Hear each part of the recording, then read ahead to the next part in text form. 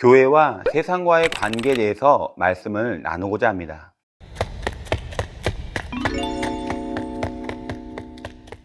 교회와 세상과의 관계, 이것은 분명하고 명확하게 우리가 알아야 할 중대한 문제입니다. 우리가 세상을 잘 알지 못하면 세상의 유혹에 넘어갈 뿐만 아니라 세상을 그리스도 앞으로 인도해 올 수도 없기 때문입니다. 교회는 세상과 어떤 일이 있어도 타협할 수 없습니다. 이것은 변할 수 없는 사실입니다. 오직 세상의 배후에 있는 악한 영을 사로잡고 세상으로 하여금 그리스도 앞에 복종하게 하는 길밖에 없습니다. 그러면 왜 교회는 세상과 타협할 수 없을까요? 첫 번째로 구원은 교회 안에만 있기 때문입니다. 우리는 지금까지 교회란 예수를 구주로 인정하고 모셔드린 자들의 모임인 거룩한 모임임을 분명히 하여 왔습니다. 로마서 10장 13절에 누구든지 주의 이름을 부르는 자는 구원을 얻으리라고 기록하고 있습니다. 이러므로 우리가 구원을 얻기 위해서는 반드시 주의 이름으로 불러 그 보혈 공로로 죄사함을 받아야 하며, 죄사함을 받은 사람은 반드시 그리스도의 몸된 교회의 한 지체가 되어야 합니다. 오늘날 어떤 이들은 사회 구원을 외칩니다. 그들은 제도와 윤리와 인간관계의 개선을 주장합니다. 그러나 그들의 주장이 아무리 옳다 하더라도 그것이 구원의 도리가 될 수는 없습니다. 성경은 분명히 사도행전 4장 12절에 예수님이 아닌 다른 이로서는 구원을 얻을 수 없나니 천하 인간의 구원을 얻을 만한 다른 이름을 우리에게 주신 일이 없음이니라 라고 기록하고 있습니다. 윤리와 도덕을 잘 지키면 그는 윤리와 도덕적인 인간이요, 학문이 깊으면 그는 학문적인 인간일 뿐입니다. 우리를 죄악에서 속량하시고 구원하여 주신 값은 예수 그리스도의 피밖에 없습니다. 예수님의 피가 우리를 깨끗하게 하실 때 우리는 비로소 의롭고 정직하고 이웃을 사랑하며 살아갈 수 있는 것입니다. 두 번째로, 교회는 세상에 속하지 않습니다. 세상과 교회는 그 근원이 다릅니다. 교회는